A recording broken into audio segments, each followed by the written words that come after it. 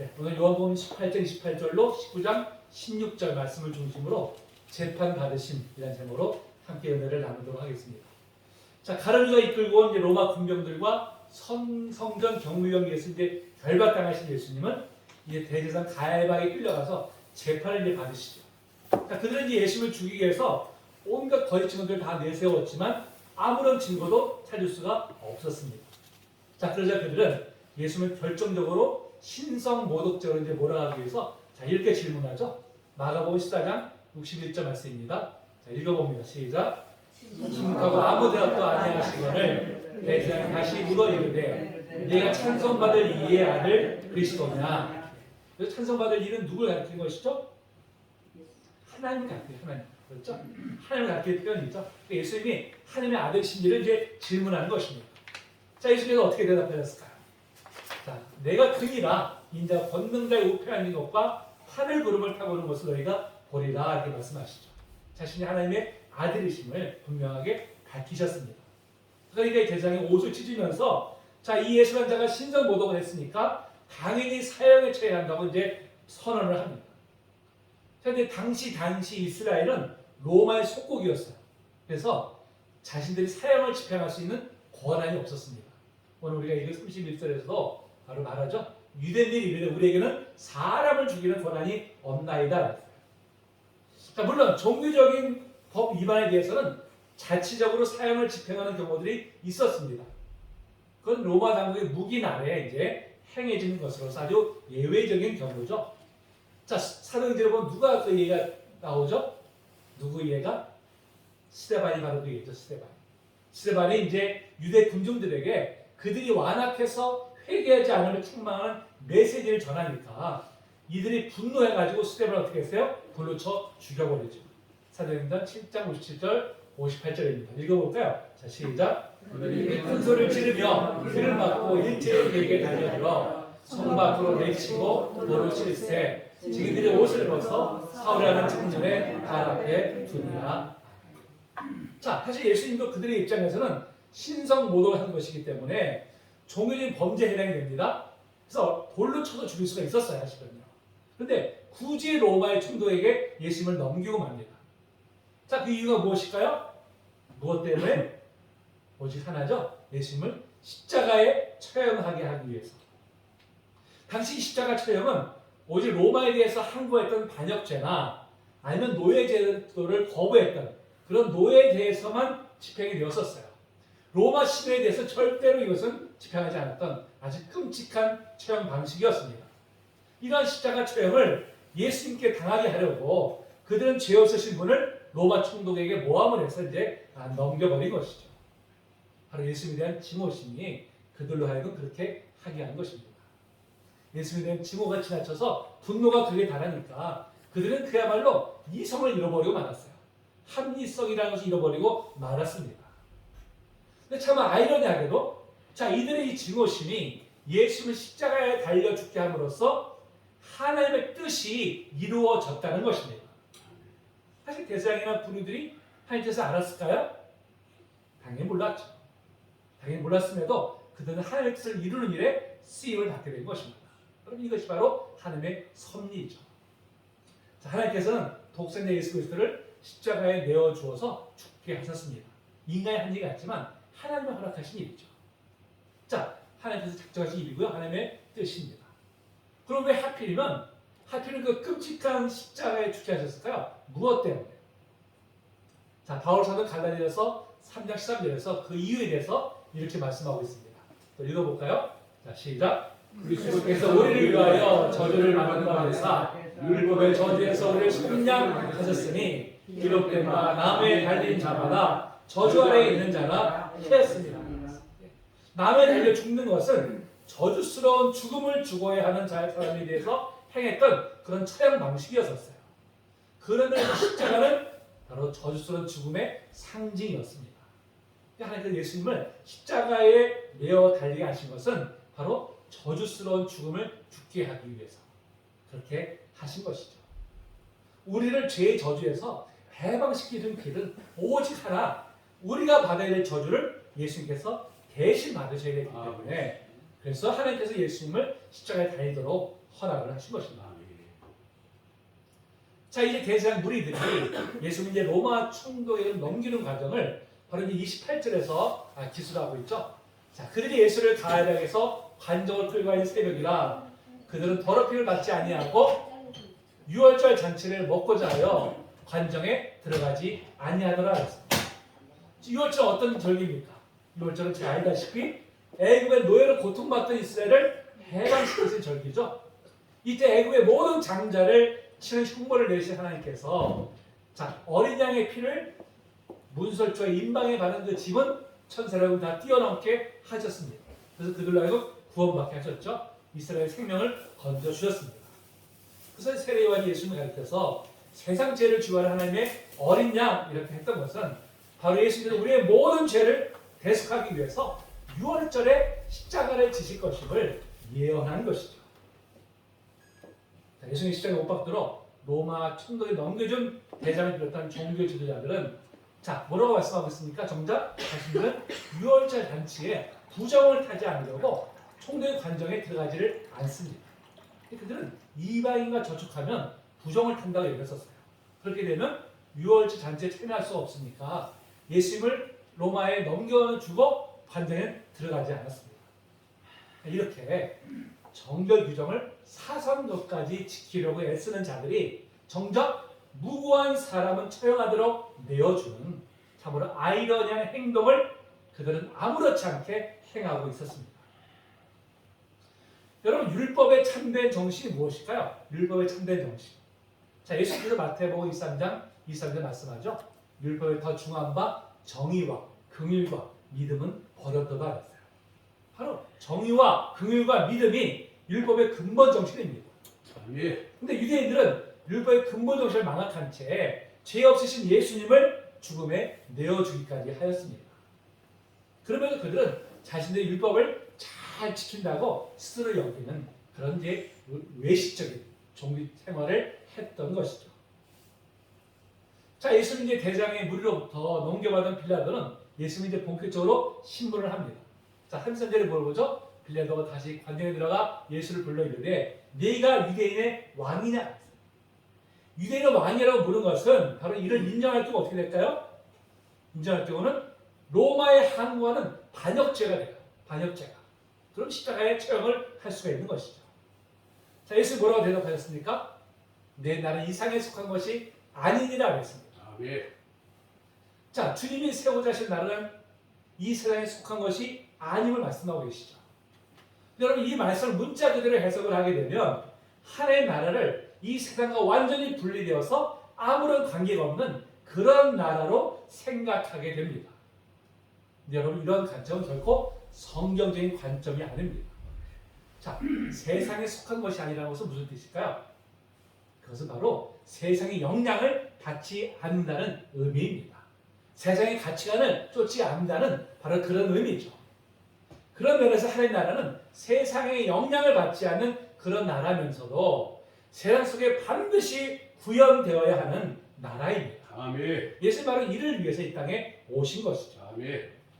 자, 바리새인들이 예수님께 하나님 나라가 어딘지를 묻잖아요. 예수님 뭐라고 말씀하셨을까요? 자, 읽어봅니다. 시작. 바리새인들이 하나님의 나라가 어느 때에 많이 있다고 그를 예수께서 대답하여 이르시되 하나님의 나라는 볼 수 있게 임하는 것이 아니요 또 여기 있다 저기 있다고도 못하리니 하나님 나라는 너희 안에 있는 일입니다. 자, 하나님 나라가 너희 안에 있다는 건 무슨 뜻일까요? 너희 안에. 바로 이 세상에서 하나님 나라가 구현되어야 함을 의미하는 말씀이죠. 그렇다면 하나님 나라를 이 세상에 어떻게 구현할 수 있을까요? 어떻게? 자, 하나님 나라는 먼저 구원받은 성도의 삶 속에서 이루어져야 됩니다. 우리의 마음 속에, 우리의 가정에, 우리의 삶에서 바로 이루어져야 하는 것이죠. 아멘. 이를 위해서 무엇보다도 우리가 과거에 가졌던 세상적인 관점을 다 버리고 아멘. 하늘나라의 가치관을 이제는 가지기를 힘을 써야 됩니다. 아멘. 바로 그것을 바울 사도는 로마서 12장 1절 2절에서 자, 이렇게 말씀하고 있죠. 읽어봅니다. 시작. 그러므로 너희 형제들아, 내가 하나님의 모든 자기 하심으로 너희를 권하노니 너희 몸을 하나님 기뻐하시는 거룩한 산 제물로 드리라. 이는 너희가 드릴 영적인 은혜라. 너희는 이 세대를 본받지 말고 오직 마음을 새롭게 함으로 변화를 받아 하나님의 선하시고 기뻐하시고 원하는 뜻이 무엇인지 분별하도록 하라. 아멘. 이제 구원받은 성도들이 하나님 나라를 이루어야 되는데 무엇보다 어떻게 해야 됩니까? 어떻게? 이 세계 가치관을 본받지 말고 오직 하나님의 뜻을 이루는 일에 우리가 힘을 써야 하는 것이죠. 아멘. 그것이 바로 하나님 나라를 우리의 삶 속에 이루는 길이 되는 것입니다. 특별히 그 하나님 나라는 바로 자기의 유익을 위해서 다른 사람 위에 군림하며 다른 사람으로 하여금 섬김을 강요하는 것이 아니라 아멘. 도리어 남을 나보다 낮게 여기며 낮은 자리에서 섬기는 것으로 하나님 나라 우리 삶 속에서 이루어지게 됩니다. 아멘. 그래서 우리가 서로를 사랑과 겸손으로 섬길 때 아멘. 바로 하나님 나라가 이루어지게 될 줄로 믿습니다. 아멘. 자, 이게 빌라도가 예수님께 네가 왕이냐 이렇게 물어요. 그러니까 예수님께서 내가 왕이라고 말씀하십니다. 근데 예수님이 말씀하신 왕은 세속적인 개념의 왕이 아니죠. 바로 진리를 증언하기 위해서 이 세상에 오신 진리의 왕이 되신다. 것을 이제 말씀하고 있습니다.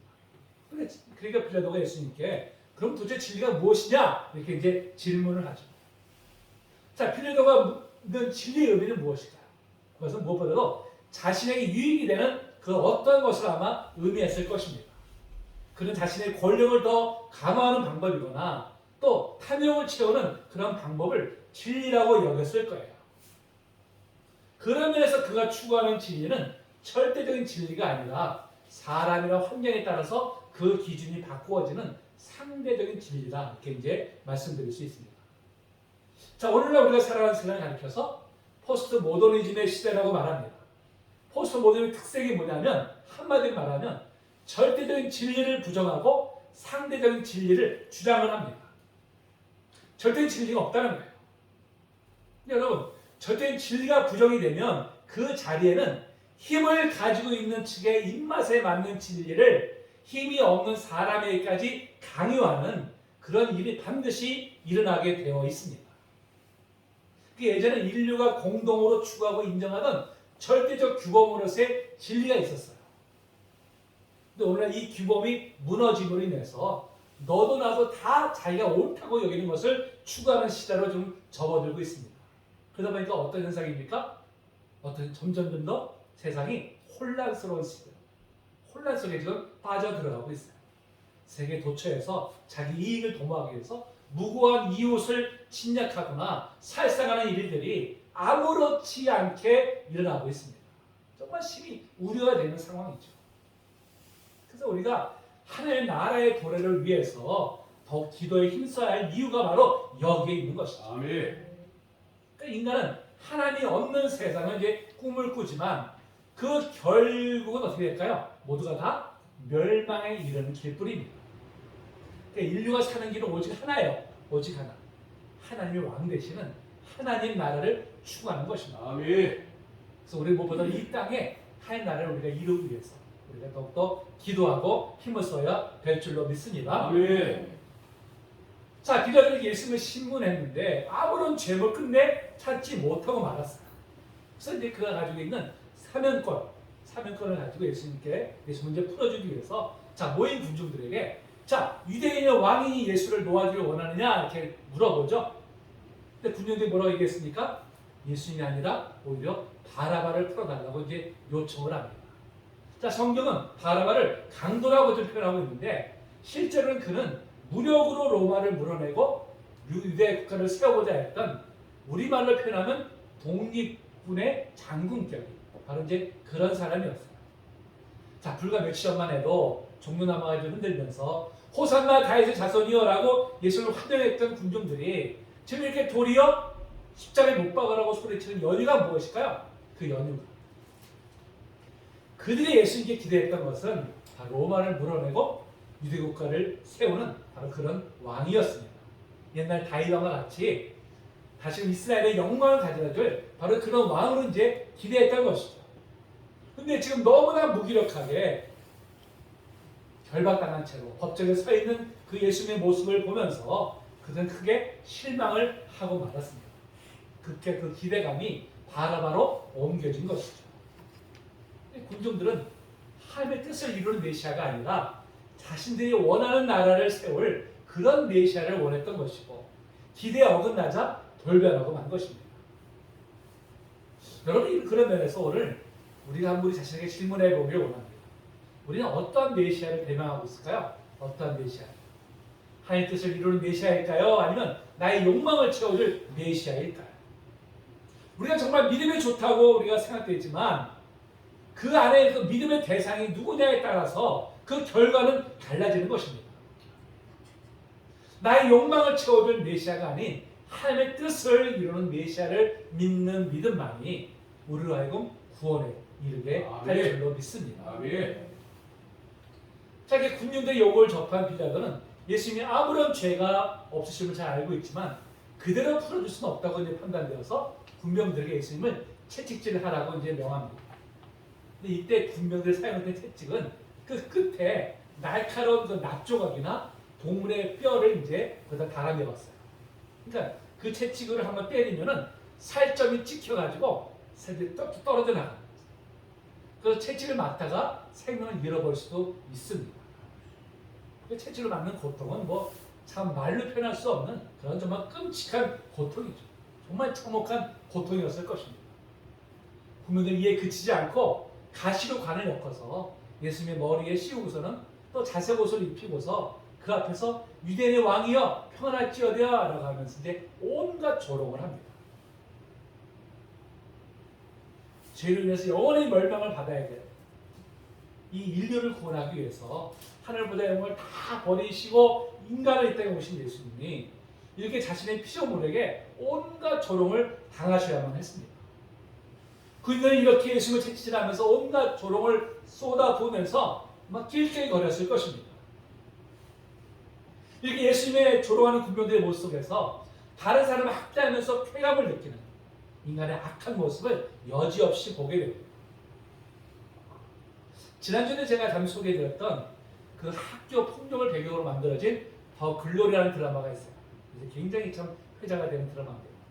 그 속에 등장하는 가해자들이 친구인 피해 학생을 심지어 다리미로 뜨거운 다리미로 지져 그런 악행을 저지르면서도 아무런 양심의 가책도 없이 도리어 쾌감을 느끼는 그런 모습을 적나라하게 보여주고 있습니다.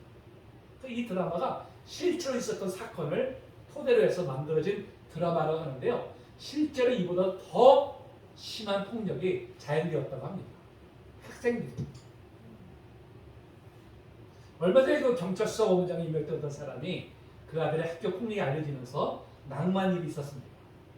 그럼 이들이 아들의 폭력에 대해서 용서를 빌기는커녕 오직 자기 아들을 보호하기 위해서 자신의 모든 법 지식과 인명을 총동원해서 전학도 최대한 늦추면서 심지어 학적부에 기재된 폭력 사실조차 삭제를 하도록 그렇게 영향력을 행사했다고 합니다. 자기 아들이 단약에 피를 입었다면 부모로서 의당 사죄를 하고 용서를 구하여 함에도 도리어 적반하장의 모습을 보인 것이죠. 그 결과 폭력을 행한 가해 학생은 서울대학교에 들어가서 학교 생활을 하고 있고 피해를 입은 학생은 그 후유증으로 지금도 고통을 받고 있다고 합니다. 인간이 정말 얼마나 악해질 수 있는지 그것도 아직은 순수해야 될 학생들조차 이에 물들어 있는 모습을 보면서 정말 참담한 마음을 금할 길이 없습니다. 여러분 이런 악행을 행하는 것이 과연 특별히 악한 소수의 사람만일까요? 아닙니다. 그런 환경이 주어진다면 얼마든지 악을 행할 수 있는 것이 바로 인간이죠. 특별히 그 안에 하나님이 없는 인간은 얼마든지 이러한 악을 행할 수가 있는 것입니다. 그래서 우리가 더욱더 하나님을 우리 안에 모시고 살아가야 될 이유가 바로 여기에 있는 것입니다. 아멘.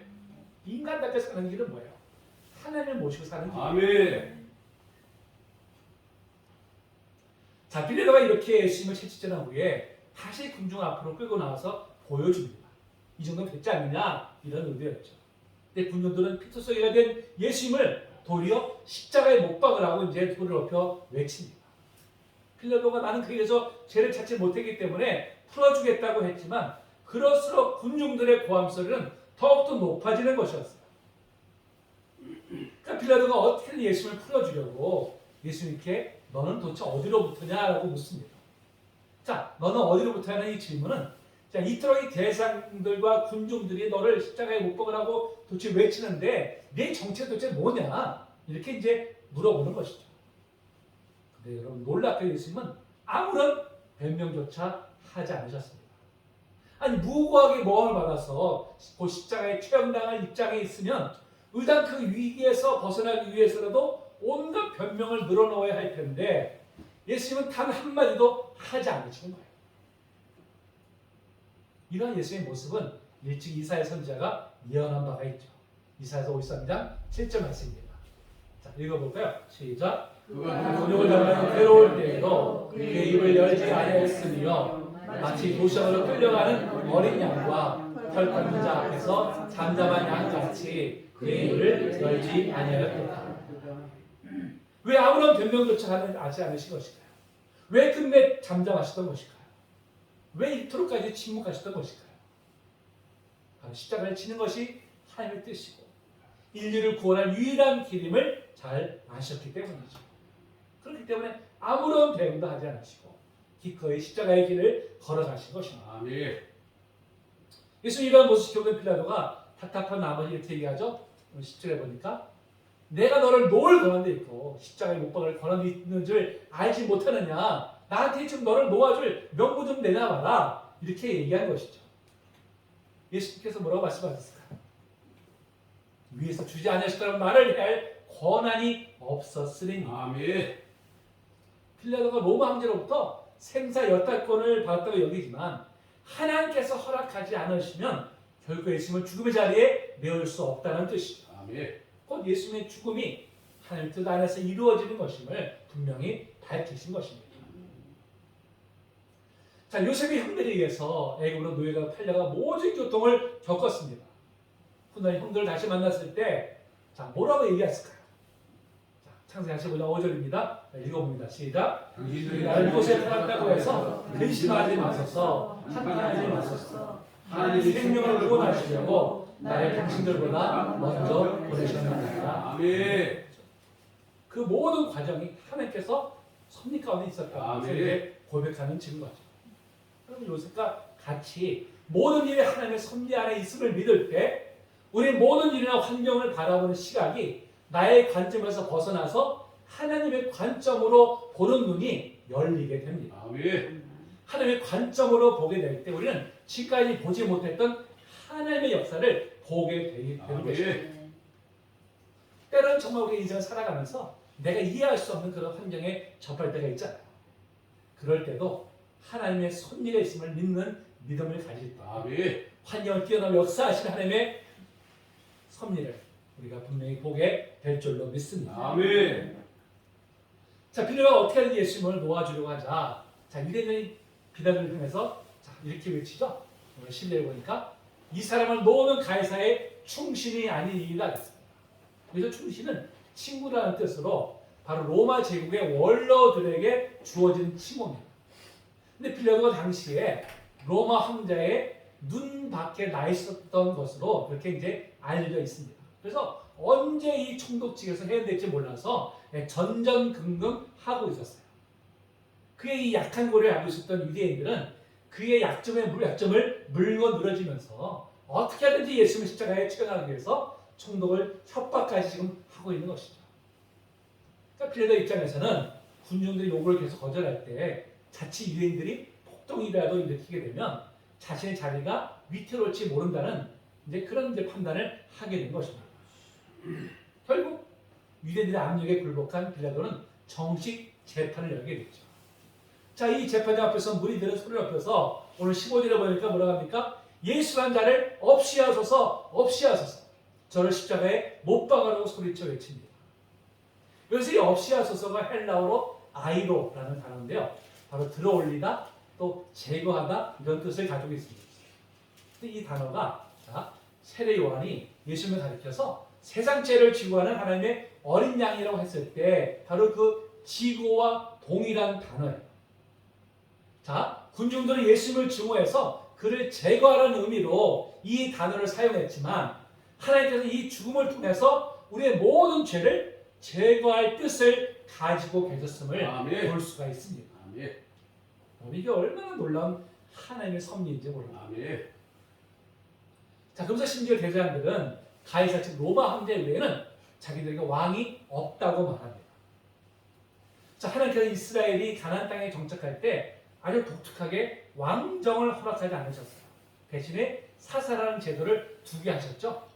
자, 그 이유가 무엇입니까? 그 이유가 이스라엘 참된 왕은 오직 하나님 한 분뿐이심을 알게 하기 위해서. 아멘. 오직 하나님만을 의지하게 하기 위해서.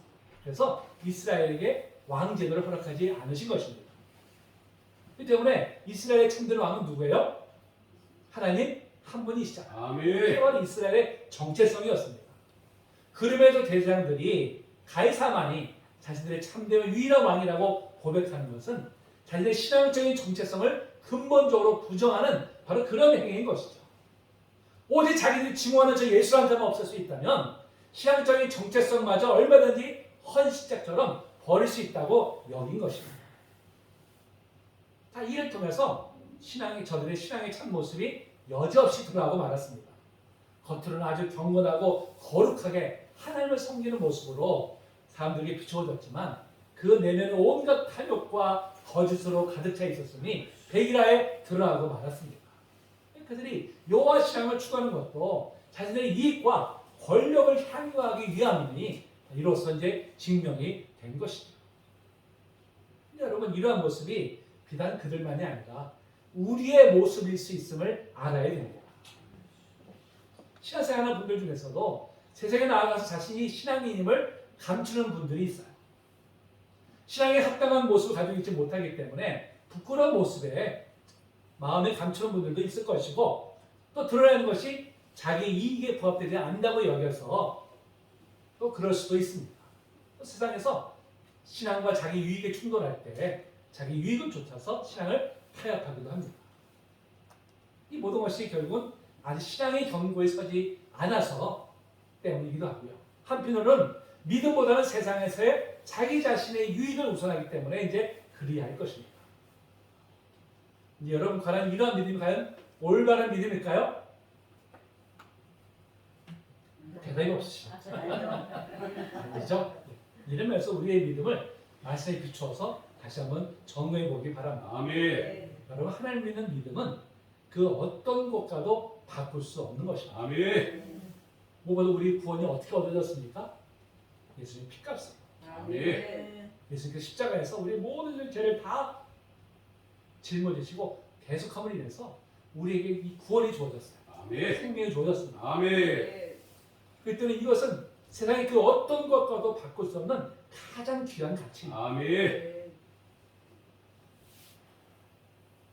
어떤 경우에도 예수님을 시인하는 또 예수님을 우선하는 믿음에까지 나아가는 아멘. 모든 성도 되시기를 주님의 이름으로 축복합니다. 아멘. 자, 결국 빌라도는 예수님이 아무런 죄가 없으심에도 자신의 자리 보존을 위해서 십자가에 처형을 하도록 결정을 하고 맙니다.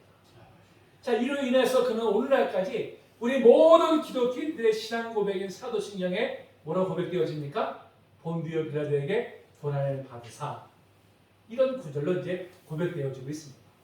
그 짧은 영광을 추구하다가 무수한 사람들을 위해서 부끄러운 이름으로 고백되고 있는 것이죠. 자, 지구상에 있는 모든 믿는 자들에 의한 이 신앙 고백이 지금 지옥에 있는 빌라도에게 들린다면 여러분, 얼마나 고통스럽겠습니까? 여러분, 우리가 살아가는 이 세상은 영혼에 비한다면 지극히 짧은 시간에 불과합니다. 아멘. 이 짧은 시간에 누리는 잠깐의 영화를 위해서 영원한 가치를 저버린다면 이보다 더 우매한 일이 어디 있겠습니까? 아멘. 우리에게 영원한 생명을 주시기 위해서 그 십자가의 길을 걸어가신 그 주님의 은혜를 기억하면서 아멘. 이 세상의 유익이 아닌 한 영원한 하나님 나라를 바라보면서 아멘. 나아가는 우리 성도 되시기를 축복합니다. 아멘. 이제 말씀 마칠 텐데요. 주님은 아무런 죄가 없으심에도 또 얼마든지 그 자리를 피하실 수 있었음에도 아멘. 아무런 변명조차 하지 않으시고 그 모든 수모와 조롱을 다 감당하셨습니다. 무엇 때문에 그리하셨습니까? 바로 저 여러분에게 참 생명을 주시기 위해서, 아멘. 영원한 생명을 주시기 위해서 아멘. 그리하셨어요. 그게 만약 우리에게 참 생명을 줄 수 있는 유일한 길이었기 때문에 기꺼이 그리하신 것입니다. 아멘. 여러분, 그 은혜로 참 생명을 얻은 우리들은 이제 어떻게 살아야 할 것인가라는 과제가 주어졌습니다. 어떻게 살아야 될까요? 그 은혜 받은 우리들. 잠깐 있다가 사라져버린 이 세상의 정욕을 위한 삶이 아니라 바로 영원한 나라를 소망하는 삶을 살아야 하지 않겠습니까? 아멘. 나를 위해 십자가의 길을 걸어가신 주님을 다시 한번 새기면서 아멘. 주님의 길을 따라가는 결단하는 우리 모두가 되시기를 주님의 이름으로 축복합니다. 아멘.